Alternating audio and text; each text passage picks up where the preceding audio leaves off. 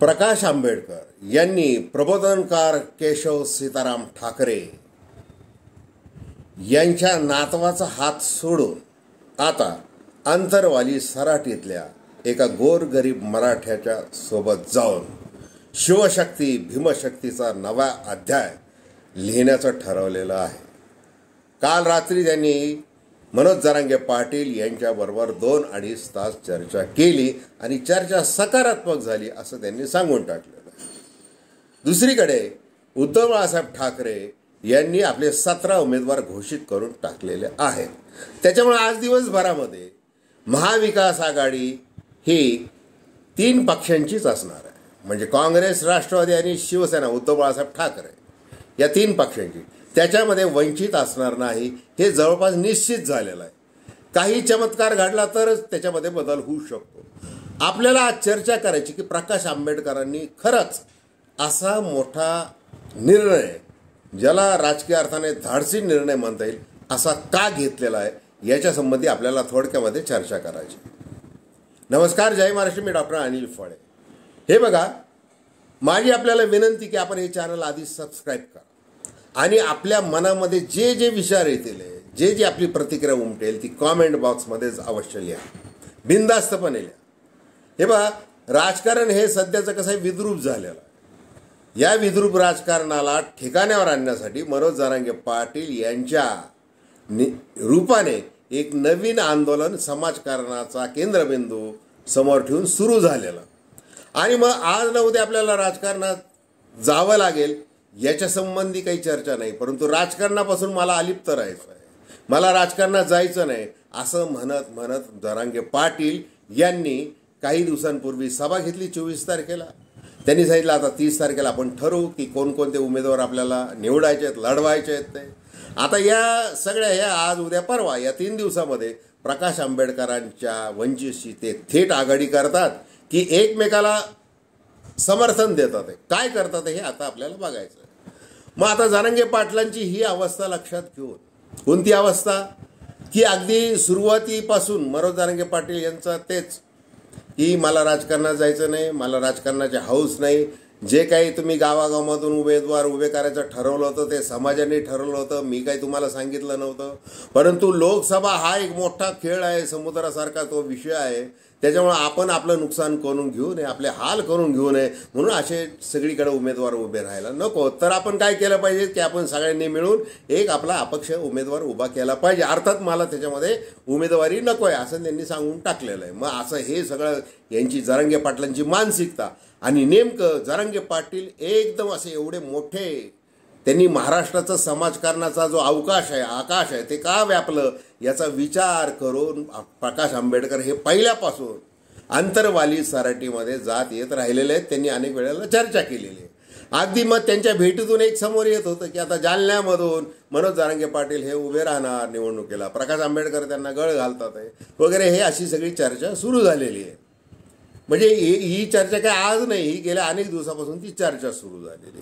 मग आता काल रात्री जी मीटिंग झाली दोघांमध्ये, जो गोष्ट झाली, आता ती काही गुप्त भेट झालेली नाही, त्यांनी ते जाहीर करून टाकलेलं आहे. तिथं व्हिडिओ कॅमेरे होते, त्यांच्यामध्ये जी काही चर्चा झाली ती आता समोर ते औपचारिकदृष्ट्या ते जाहीर करतील, एवढंच आता बाकी राहिलं आहे.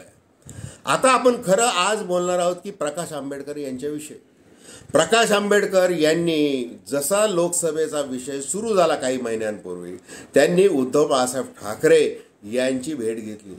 त्या दोघांमध्ये पत्रोपत्री झाले. प्रेम भराने दोघंही नातू, म्हणजे महामानव भारतरत्न डॉक्टर बाबासाहेब आंबेडकर यांचे नातू प्रकाश आंबेडकर आणि प्रबोधनकार ठाकरे यांचे नातू उद्धव बाळासाहेब ठाकरे यांच्यामध्ये समेट घडला. म्हणून आता एका नवीन सामाजिक विचारसरणीला महाराष्ट्रामध्ये सुरुवात होणार. आणि मग जे काही शेंडी जाणव्याचं जे हिंदुत्व आहे त्याच्यापासून फारकत घेऊन मी वेगळ्या वाटेने चाललेलं आहे हे उद्धव ठाकरेंना आता नीट दाखवता येणार. असं वेगळे एकदम सामाजिक अभिसरण कसं आहे, सोशल इंजिनिअरिंग कसं आहे, हे याचे प्रयोग आता महाराष्ट्रामध्ये होणार अशी आशा पल्लवित झाली होती. ती आशा आता काही अर्थाने थांबलेली. परंतु याचा अर्थ प्रकाश आंबेडकर यांची जी मूळ विचारधारा आहे की गोरगरीब जनतेसाठी, मुस्लिम म्हणजे त्याच्यामध्ये जातपात न मानता, म्हणजे प्रकाश आंबेडकरांनी जाती अंताचा लढा हा त्यांनी सुरू केलेला होता. आणि मग त्या अर्थाने त्यांनी सगळ्या वंचितांना एकत्र एका छत्राखाली आणून आपली आघाडी उभी केलेली. आणि 2019 त्यांनी 7.6% मतदान त्यांनी मिळवलं. तर हे मोठं वैशिष्ट्यपूर्ण गोष्ट आहे. मग आता कोणत्या मतदारसंघामध्ये त्यांनी 1 ते 3 लाख मतं घेतलेले आहेत हे सगळ्यांना आता माहिती झालेलं आहे.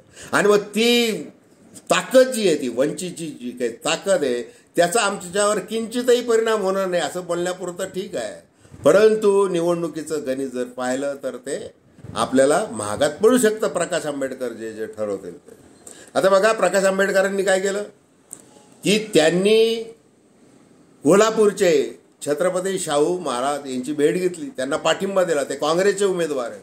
आधी त्यांनी ते केलं आणि त्यांनी एक दाखवून दिलं की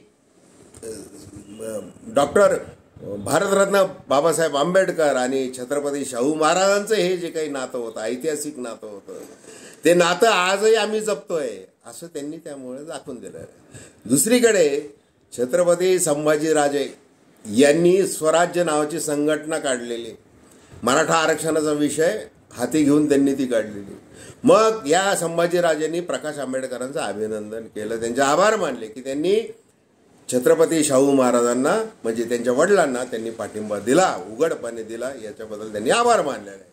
मग आता मनोज जरांगे पाटील हे गरजवंतांचे नेते, गोरगरिबांचे नेते, आणि त्या अर्थाने मग राजघराण्यातले हे जे संभाजीराजे आहेत त्यांचा जो पक्ष आहे, या दोघांचा म्हणजे त्यांनी एकाच वेळेला काय केलेलं आहे, त्यांनी दोघांनाही आपल्या हाताशी धरलेलं आहे.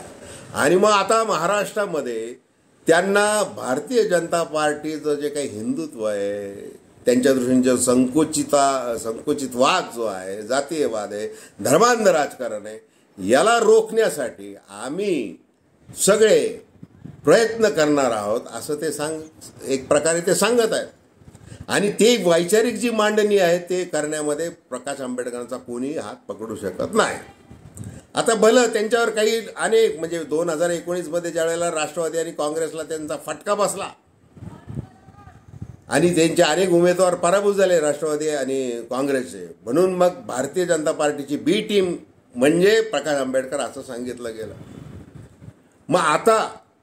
मग असं अजून त्याच्यामध्ये खूप की त्यांना राष्ट्रपती व्हायचं आहे, त्यांना ऑफर केली गेलेली आहे, अमुक आहे तमुक आहे, असं खूप काही बोललं गेलं.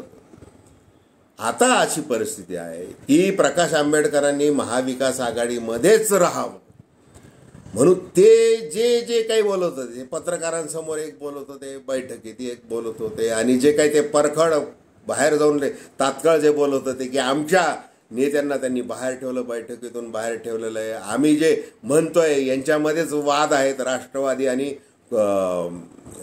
शिवसेनेमध्ये काही जागांवर वाद आहे, त्याच्यामुळे आम्हाला विनाकारण असं म्हटलं जातं की आम्ही इतक्या जागांचा हट्ट धरलेला आहे, अमुक केलेलं आहे, तमुक केलेलं आहे, ते सगळं बोलत होते. आता जरांगे पाटील यांना सोबत घेऊन महाराष्ट्रामध्ये पुन्हा एकदा या वंचितचे जे 2019 जे काही 7.6% मतं होते, आता त्याच्यामध्ये ते किती टक्क्यांची भर टाकतात. आणि जसं जरांगे पाटील यांनी म्हटलेलं होतं की काही 17 ते 18 मतदारसंघ असे आहे की तिथं आपल्या मतांचा प्रभाव पडू शकतो आणि आपले उमेदवार तिथं निवडून येऊ शकतात असं त्यांनी सांगितलं. मग आता हे बोलत असताना जरांगे पाटील यांनी एक वारंवार सांगितलेलं आहे की त्यांनी काय सांगितलेलं आहे की आपलं लक्ष हे विधानसभा आहे, विधानसभेत आपल्या आरक्षणाचा निर्णय लागणार आहे, लोकसभेमध्ये लागणार नाही. म्हणजे ते थोडंसं त्यांच्या अशा बोलण्यामुळं काय कार्यकर्ते म्हणा, मराठा समाज म्हणा, थोडंसं संभ्रमात पडलेलं आहे की नेमकं जरांगे पाटील यांना काय करायचं. बरं, दुसरं ते प्रकाश आंबेडकर यांनी त्यांचं जे काय मन परिवर्तन केलेलं आहे किंवा त्यांच्यामध्ये जे विचार ओतण्याची प्रक्रिया वारंवार भेटी घेऊन ते जे करत आहेत ते काय करत आहे की आपल्याला फक्त गरीब मराठाच असं नाही, आपल्याला मुस्लिम आहे, धनगर आहे, इतर मागास समाज आहे, अगदी ओबीसी समाज आहे, या सगळ्या म्हणजे त्या अर्थाने मागास असलेल्या आणि आर्थिक शोषण ज्यांचं होत आहे, वैचारिकदृष्ट्या अत्याचार ज्यांच्यावर होतात आहे, अशा लोकांना घेऊन आपण एकत्र लढलं पाहिजे असं जरांगे पाटील ही आंबेडकरांची भाषा, प्रकाश आंबेडकरांची भाषा बोलायला लागलेले. त्याच्यामुळं राजकारण आता कोणत्या दिशेने जाणार आहे म्हणजे आता त्याचा विचार आता शरद पवारांनी करायची वेळ आलेली आहे. मग शरद पवारांनी अनेक दृष्टीने प्रयत्न केला. मग त्यांनी हे प्रकाश आंबेडकर असे काही पावलं टाकू शकतात याचा अंदाज आलेला असल्यामुळेच त्यांनी कोल्हापूरचे छत्रपती, श्रीमंत छत्रपती शाहू महाराजांची अनेकदा भेट घेतली. त्यांना जाहीर सभेला निमंत्रित केलं. त्या सभेमध्ये आले. त्यांनी भाषण देखील त्यावेळेला केलं आणि त्यावेळेला लोकसभेला हे उमेदवार असले तर अधिक आनंद होईल वगैरे असं ते बोलून त्याच सभेमध्ये त्यांनी बोललं होतं. आणि त्यांनी काँग्रेसला ती जागा देऊन ते घडून आणलं ते शरद पवार. म्हणजे आता बघा की राजकारणामध्ये समोर जे दिसतंय म्हणजे आता प्रकाश आंबेडकर महाविकास आघाडीमध्ये नाहीत एकीकडं असं म्हणणं आणि दुसरीकडं त्यांनी तसं कोल्हापूरच्या शाहू महाराजांना पाठिंबा देणं काय याच्यामध्ये नेमकं काय शिस्त आहे. म्हणजे आपल्यावर थेट भाजपची बी टीम असल्याचा आरोप होऊ नये म्हणून आंबेडकर कोणत्या प्रकारची खबरदारी घेतात आहे आणि त्यांना ते सिद्ध करायचं आहे की वंचितांचं जे हक्काचं राजकीय आरक्षण आहे ते मिळवल्याशिवाय किंवा राजकीय सत्ता मिळवल्याशिवाय आपले प्रश्न पोटतिडकीने दोन्ही म्हणजे कायदे मंडळामध्ये सर्वोच्च जे संसद आहे त्याच्यामध्ये मांडण्यासाठी आपल्याला गेलंच पाहिजे. तर आता ज्यांची सुरुवातच मुळात काँग्रेसपासून झालेली, त्यांची राजकीय कारकीर्द प्रकाश आंबेडकरांची झालेली, मग नंतर मधल्या काळात बरंचसं पाणी वाहून गेलेलं आहे. आता जरांगे पाटील यांच्या रूपाने त्यांचा जो काही सगळा समूह आहे ती एक मोठी प्रचंड अशी शक्ती प्रकाश आंबेडकर हे कोणत्या अर्थाने त्याला अधिक मजबूत करतात हेच आता आपल्याला बघायचं. तर धन्यवाद. हा व्हिडिओ आपल्याला आवडला असल्यास अवश्य शेअर करा, सबस्क्राईब करा आणि आपल्या प्रतिक्रिया बिनधास्तपणे नोंदवा. धन्यवाद.